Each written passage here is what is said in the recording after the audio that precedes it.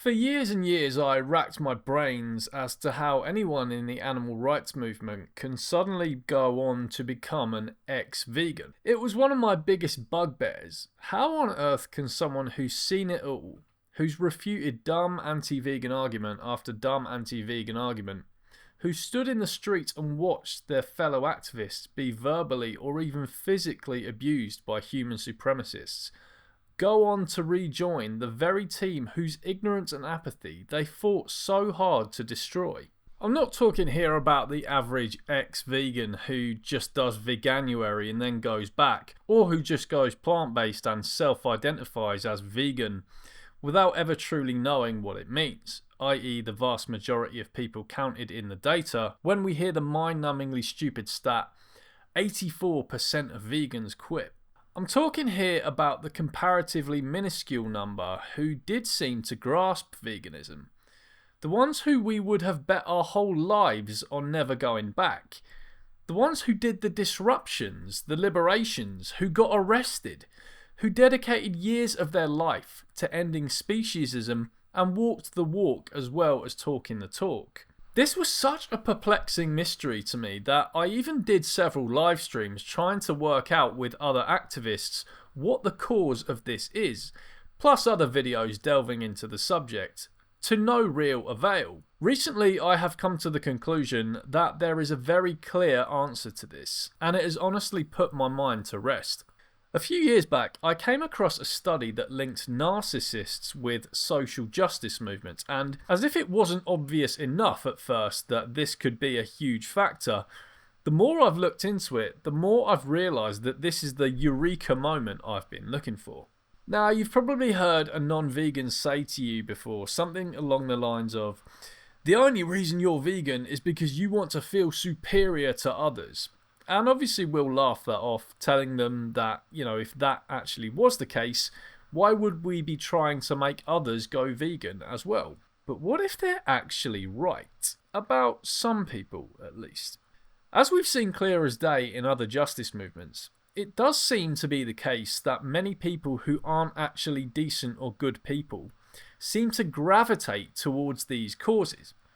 Think of the social justice lunatics who have acted in such toxic, bullying, spiteful and aggressive ways over the past decade, all while under the guise of morality, empathy and compassion. These heartless, wicked, cunning, evil people aren't fooling anyone.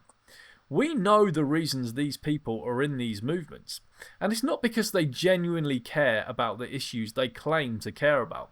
I'd like to introduce you to a theory I came across recently that goes a good way into explaining both these phenomena, i.e. why animal rights activists can suddenly become ex-vegan at the drop of a hat, and why so-called social justice activists are often the most evil and unempathetic people that you can meet.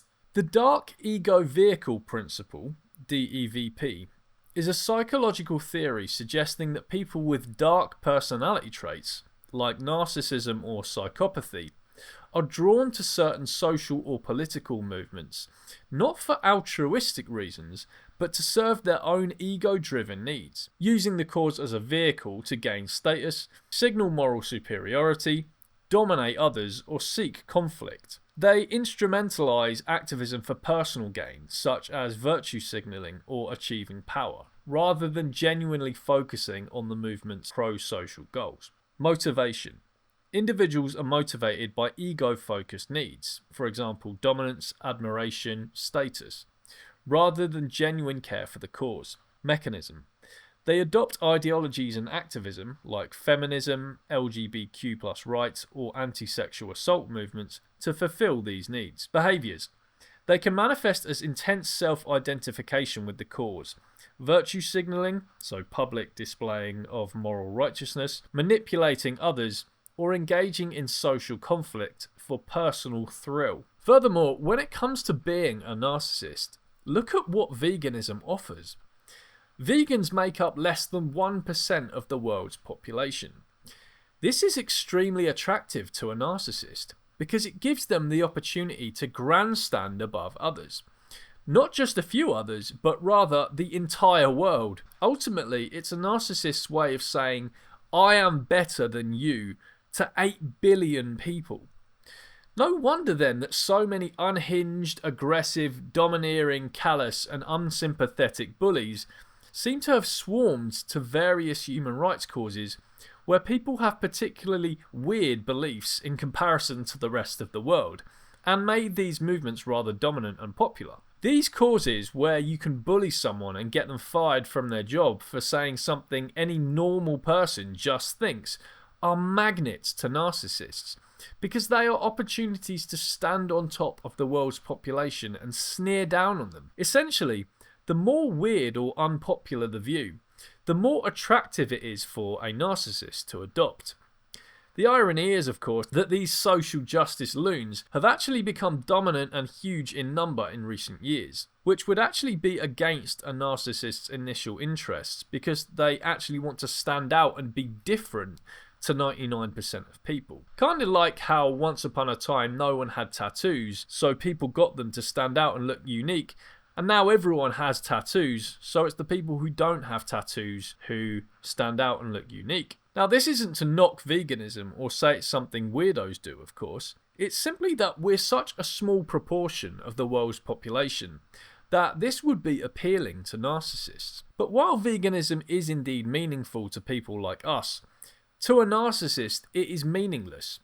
As said, it essentially serves as nothing more than a vehicle for that person's own grandiosity. Let's look at Wes and Amy Omar, for example, who were the subject of a video I made a few years back. Two radical animal liberationists who set up the UK's first Meet the Victims. One of the theories I ended the video with as to why they could now be ex-vegans was something called hero syndrome. And now that I put the pieces together, that seems to be the most plausible theory.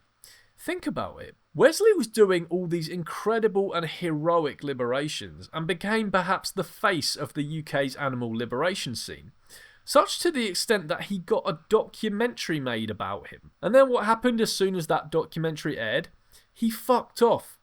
He disappeared into the abyss and we never heard from him or Amy again. How telling is that?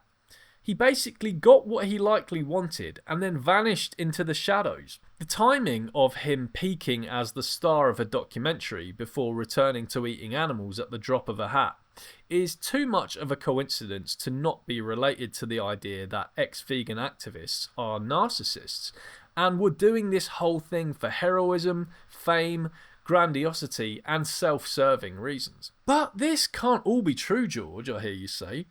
After all, I knew some of these amazing activists who are now no longer vegan, and they genuinely cared. Well, here's the truth about narcissists.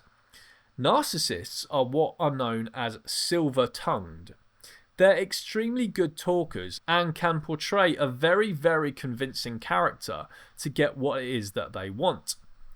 Charismatic, charming, and persuasive, a narcissist will spin a web of very convincing lies and come across as extremely genuine to the average person.